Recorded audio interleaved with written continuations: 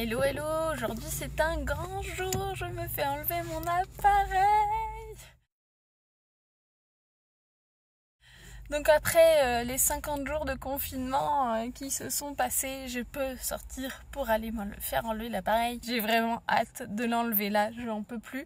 On se retrouve en direct de ma voiture juste après la dépose. Une dernière petite vue. 1 hour later. C'est trop bien. Par contre, j'ai l'impression d'avoir perdu la moitié de mes dents. J'ai l'impression aussi d'avoir des dents immenses. C'est un truc de malade. Je suis trop contente. Alors l'orthodontiste m'a prévenu que personne n'allait remarquer. Mais c'est quand même un truc de fou. Ça se voit vachement. 3 days later. Salut, je vous prends rapido là parce que ça fait quelques jours que je n'ai plus mon appareil. Le lendemain de la dépose de mon appareil, j'ai récupéré mes gouttières provisoires dans une magnifique boîte verte fluo. Je vais vous montrer un petit peu comment c'est foutu. C'est des gouttières, d'ailleurs c'est les dents du bas, je vous le montre comme ça. C'est un passif donc du coup ça ne sert pas à bouger les dents, ça sert juste à les maintenir pendant... un temps indéterminé. L'orthodontiste m'a dit de les porter la nuit. J'ai un petit aft sur la langue à cause de ça, mais c'est simplement le temps que la bouche s'habitue. J'ai les lèvres gercées parce que effectivement passer 2 nuits à être un petit peu encombrée. Mais bon, c'est comme à chaque fois qu'il y a un corps étranger dans la bouche, forcément, il y a un petit temps d'adaptation. Mais voilà, ces gouttières-là, c'est des gouttières provisoires. Je vais avoir un faux palais, un fil de contention sur l'arrière des dents en bas pour que ce soit un petit peu plus costaud, mais je garderai quand même les gouttières au cas où. Je suis désolée, je me regarde, mais ça me fait trop bizarre.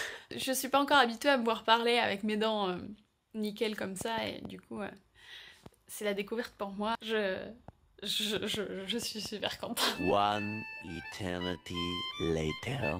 Salut à tous, ça fait longtemps qu'on s'est vu. Alors aujourd'hui, à l'heure à laquelle je tourne la vidéo, on est le 5 novembre, ça fait pile poil 1 an que je me suis fait opérer. Et finalement, c'est passé assez vite. C'est vrai que quand on est dedans, on a l'impression que le temps passe d'une lenteur. Et puis en fait, ça y est, ça fait 1 an. Pour vous refaire la chronologie rapidement, en mai 2018, j'ai commencé les démarches pour pouvoir porter un appareil dentaire et me faire opérer. En septembre 2018, on m'a posé l'appareil dentaire. En novembre 2019, je me suis fait opérer d'une chirurgie bimaxillaire.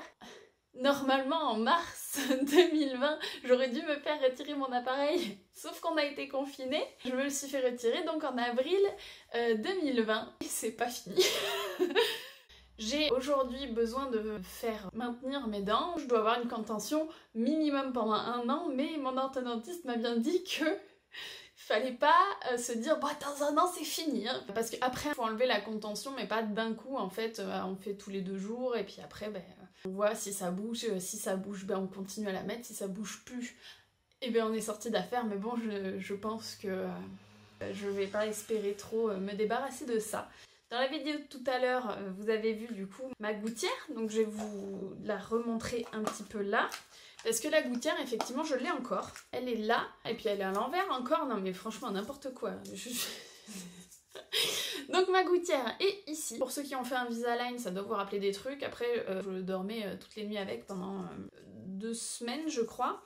Après avoir utilisé ces gouttières, on m'a mis un fil de contention, donc derrière les dents du bas.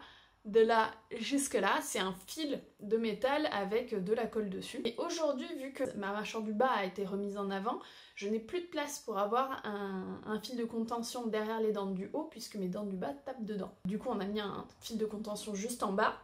Et pour le haut, le temps de faire mon faux palais, j'ai utilisé que la gouttière du haut. Après, du coup, on a refait des moulages et j'ai eu mon magnifique faux palais. C'est d'une mocheté ce truc, mais en gros, pourquoi on ne garderait pas la gouttière qui, elle, ne se voit pas et qui est un petit peu moins encombrante que ce gros truc qu'on a dans la bouche. Simplement parce que, alors j'ai pas eu d'opération ni rien, mais l'orthodontiste m'a écarté l'arc. Et du coup, pour garder cet arc-là, une gouttière comme ça, c'est pas assez costaud. Fallait un truc bien costaud, parce que celui-là il bouge pas pour le coup. C'est pas la chose la plus agréable qu'il peut y avoir. Les premiers temps, ça fait énormément baver et tout parce que le faux palais ne touche pas tout à fait le palais en haut. Du coup, il y a un petit espace dans lequel s'accumule la bave. Quand on le retire, que ce soit ça, le faux palais ou même les gouttières, quand on le retire le matin, on a le goût de la bave de... Tu sais, la bave de lendemain de soirée qui donne un petit goût pas très bon, donc je n'ai qu'une hâte le matin, une fois que je l'ai enlevé, c'est de me brosser les dents. Après, c'est des contraintes, mais j'ai vraiment pas envie qu'il y ait quoi que ce soit qui bouge. Puis bon, j'ai quand même bien bossé pour avoir cette dentition-là et cette occlusion-là, je voudrais pas tout foirer. Je vais vous parler un petit peu plus précisément du fil de contention, parce que ça, je pense que quasiment la totalité des gens, opérés ou pas, qui ont eu un appareil dentaire se retrouvent avec des fils de contention. Moi, j'ai eu un petit pépin, je fais très peu de tartre. Et là, depuis que j'ai ce fil de contention, je vois que effectivement le tartre arrive un petit peu entre mes dents du bas. J'en ai parlé un peu à mon orthodontiste, elle m'avait prévenu que je risquais de faire un peu de tartre parce que la salive s'accumule un petit peu plus. Vu que la colle empêche la salive de circuler entre les dents. Les gens qui font beaucoup de tartre, on leur met pas forcément des fils de contention, d'après ce qu'elle m'a dit. Mais par contre, elle m'a bien expliqué que le dentiste pouvait toujours me détartrer les dents, même avec le fil de contention. Il sait faire, il n'y a pas de problème, donc je pense que j'irai au mois de janvier et je lui demanderai de faire un petit nettoyage. Quand j'ai retiré mes bagues, j'ai eu aussi une sensation bizarre. Alors déjà d'avoir perdu une rangée de dents, mais c'est aussi d'avoir des immenses dents. J'ai des dents très grandes. J'ai pas l'habitude de voir mes dents en entier parce que j'ai eu un abaissement de la mâchoire du haut, ce qui fait que avant j'avais ma lèvre qui recouvrait complètement mes dents du haut et quand je souriais très fort, on ne voyait quasiment pas mes dents du haut. Ce qui fait que je n'ai pas l'habitude de voir mes dents si grandes. C'est quelque chose avec lequel j'ai pas du mal, mais qui me surprend quand je me vois. Après, je trouve que ça fait un sourire sympa, donc je suis assez contente. Aussi, le fait de retirer son appareil, ça a été... je peux manger du pain sans avoir peur de faire sauter une bague. Je peux croquer dans une pomme, et mon Dieu, je n'ai jamais fait ça. Et c'est tellement pratique de croquer directement dans la pomme sans la couper, vous imaginez même pas. Après, la contrainte de dormir avec une contention, c'est vrai que c'est pénible, des fois le soir ça me gonfle, ça m'empêche pas de dormir, mais pour l'endormissement, des fois quand on a un truc dans la bouche, on se concentre dessus, donc c'est un petit peu gênant, mais bon, je fais l'effort parce que j'ai quand même traversé de dures épreuves. On va tenir bon et puis on va se coltiner ce faux palais pendant un certain temps. Je vais vous faire aussi un petit bilan du post-opératoire vu qu'on fête l'anniversaire. Alors je n'ai pas de bougie, je n'ai pas de gâteau, mais bon, c'est quand même un bel anniversaire. Alors, Covid faisant, je n'ai pas pu revoir mon chirurgien. Avant le premier confinement, j'avais pris rendez-vous avec lui au mois de juin. Rendez-vous qui a été annulé. J'ai rappelé au mois de juillet, la secrétaire m'a dit « Ah bah non, avec le Covid, on fait pas les rendez-vous post-opératoires. » Ok. Et du coup, j'avais pris rendez-vous avec lui au mois de septembre, sauf que je suis tombée malade. Alors, j'ai pas eu le Covid, mais j'étais enrhumée, parce que rentrée, microbes, tout ça. Donc, le temps de faire un test Covid, j'avais forcément annulé le rendez-vous. Et depuis, on est reconfiné. Alors, effectivement, je pourrais faire le rendez-vous, mais là... j'ai eu vraiment trop de trucs et faut vraiment que je l'appelle le chir. Après, j'ai pas de problème particulier, j'ai pas de douleur, j'ai pas... j'ai fait mon suivi kiné, là je vois plus le kiné parce qu'il voulait que je voie le chirurgien, donc forcément... Ouais, là le suivi est un petit peu plus brouillon, hein, je vous avoue. Mais là j'avais vraiment tellement la tête ailleurs. En fait, j'ai eu un espèce de trop-plein de...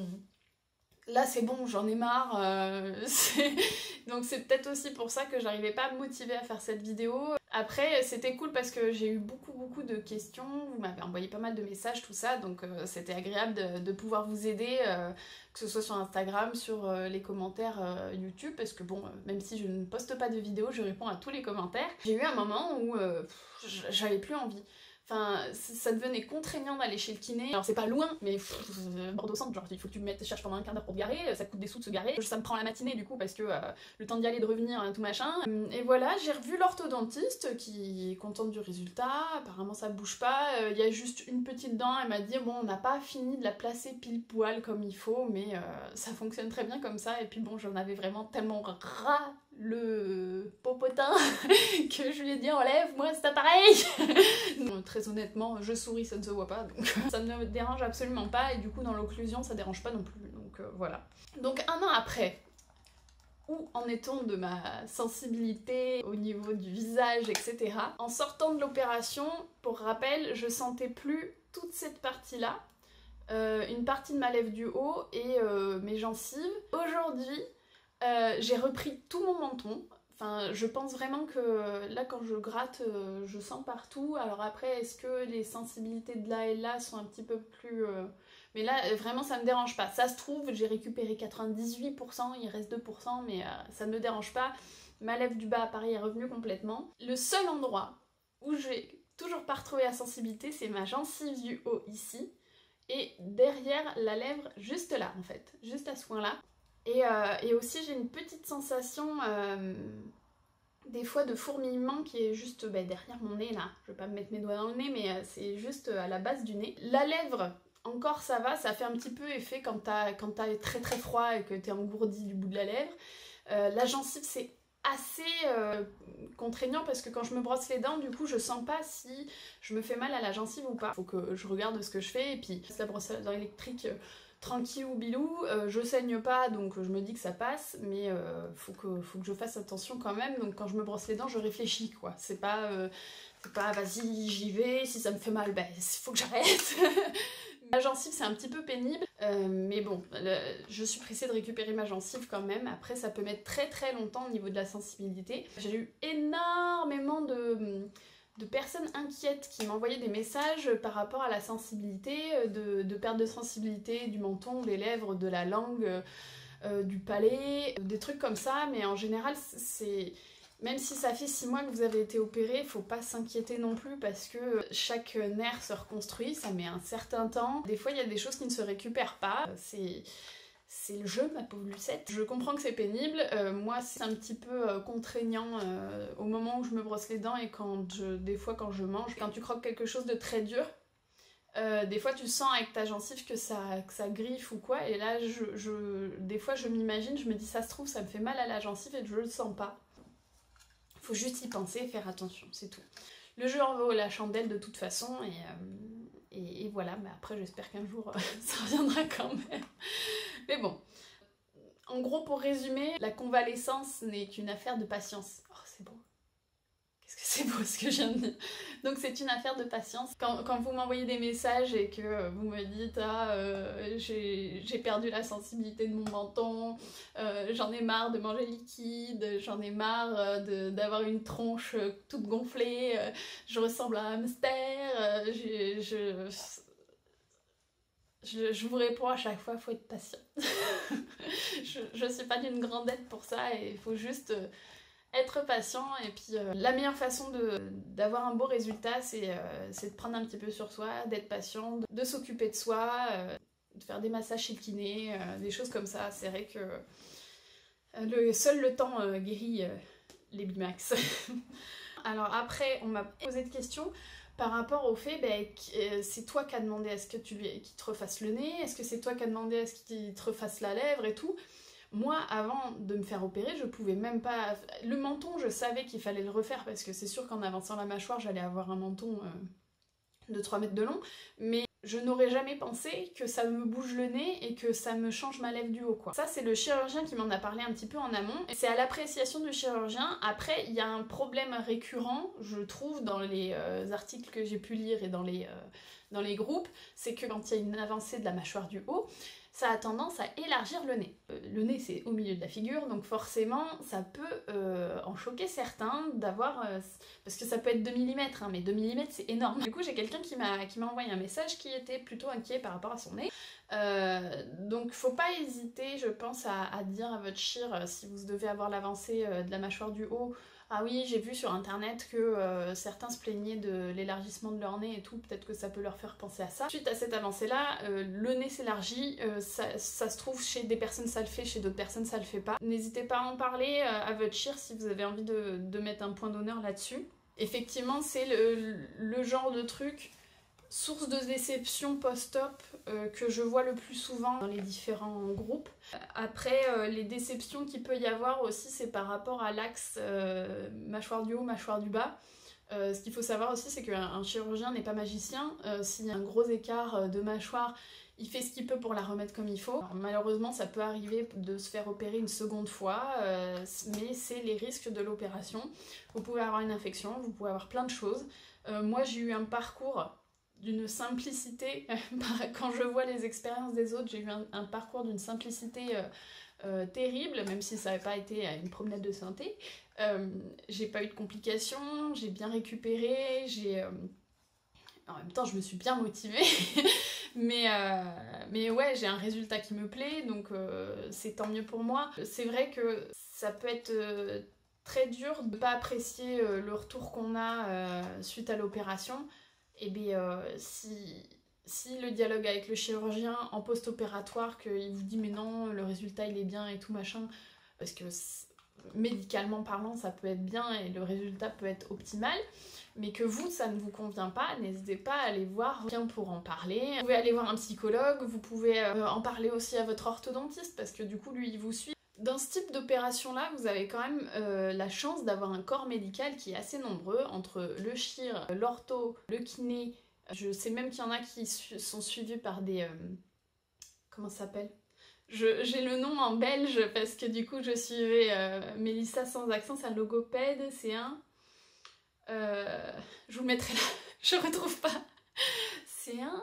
Enfin bon, vous avez ce mec-là, vous avez même votre ostéo, peut-être que votre ostéo pourra vous trouver une aide, que ce soit psychologique, que ce soit trouver un autre chirurgien pour avoir un avis différent. Vous êtes bien entouré, donc profitez de cet entourage-là pour vous aider à passer ce cap de soit de trouver le chirurgien qu'il vous faut pour cette opération, soit de trouver la solution à votre mal-être en post-op. Voilà, donc je vous remercie en tout cas de tout l'intérêt que vous portez à ces vidéos-là. Je suis hyper contente que ça aide pas mal d'entre vous. Alors après, je sais qu'il y en a qui n'apprécient pas de voir des gens juste sortis d'opération parce que ça leur fait peur. Moi je suis partisane de je montre pour que vous soyez pas surpris. Je trouve ça hyper important que en sortant de l'opération vous sachiez que vous allez être emballé, que vous allez galérer à manger, etc. Et quand on le dit c'est une chose, mais quand on le voit ça permet de se dire bon ok, ça va se passer comme ça. Elle y arrive, donc pourquoi pas moi. Et puis tout au long de ce traitement-là, vous avez été un soutien pour moi aussi, donc c'était vachement agréable de me dire ah ben, mon opération sert à d'autres personnes, ça sert aussi à certains à passer le cap et de se dire bah vas-y je me fais opérer parce que finalement enfin moi ça a été vraiment libérateur. Moi je suis hyper contente de pouvoir croquer dans une pomme, je suis hyper contente de pouvoir sourire à pleines dents. Je sais pas comment vous expliquer. Ah oui, pareil, moi je m'étais dit bah tiens maintenant que j'ai une bouche qui me plaît, je vais mettre du rouge à lèvres. Mais bon avec les masques c'est mort, mais dès qu'il n'y a plus de masque, donc dans 1000 ans, je pourrais remettre du rouge à lèvres. Ça en vaut 10 fois le coup. Moi ça s'est bien passé, je vous le répète, c'est vrai que moi j'ai eu énormément de chance et j'ai eu une équipe médicale excellente. J'ai mis 15 ans entre le moment où on m'a dit que j'avais possibilité de faire cette opération et le moment où je me la suis faite, mais franchement, si vous avez besoin de vous faire opérer, faites-le. Vous avez besoin d'une bimaxillaire, vous avez besoin d'une disjonction palatine ou quoi, faites-le. Je respire mieux, je me trouve plus jolie, je mange des pommes. Enfin, vu que vous êtes de plus en plus à regarder les vidéos et à me poser des questions, je me disais, est-ce que ça vous intéresserait de faire un live sur Instagram ou alors un live sur YouTube pour qu'on puisse se poser des questions en direct, pour que ça réponde à plein de questions en même temps? Parce que finalement, par message, je me répète beaucoup parce que vous avez beaucoup d'interrogations communes. Après, il y a des interrogations qui sont très personnelles, mais qui peuvent aider quand même d'autres personnes. Ou sinon, est-ce que je fais sous forme de FAQ et vous me posez les questions dans cette vidéo et je réponds à rien et je vous tourne une vidéo. Je vais mettre dans les commentaires 2 commentaires, donc pour un live et pour FAQ vidéo, et vous me mettrez un like sur le commentaire qui vous plaît le plus. Pour les prochaines vidéos, est-ce que ça vous intéresserait que je vous fasse une vidéo sur les complémentaires santé? Parce que j'ai travaillé jusqu'à cette année, j'étais assureur, et donc complémentaires santé, je m'y connais, mon mari aussi travaille dedans, donc je pourrais essayer de vous faire un résumé, de savoir comment choisir sa complémentaire, comment avoir les informations dont on a besoin, comment on procède, etc. Je pense que ça peut être intéressant. Il faudra juste que j'essaie de trouver le truc le plus ludique et le moins soporifique pour que ça vous intéresse et que ça soit utile. Voilà. Et bien sur ce, je vous dis à bientôt dans une prochaine vidéo.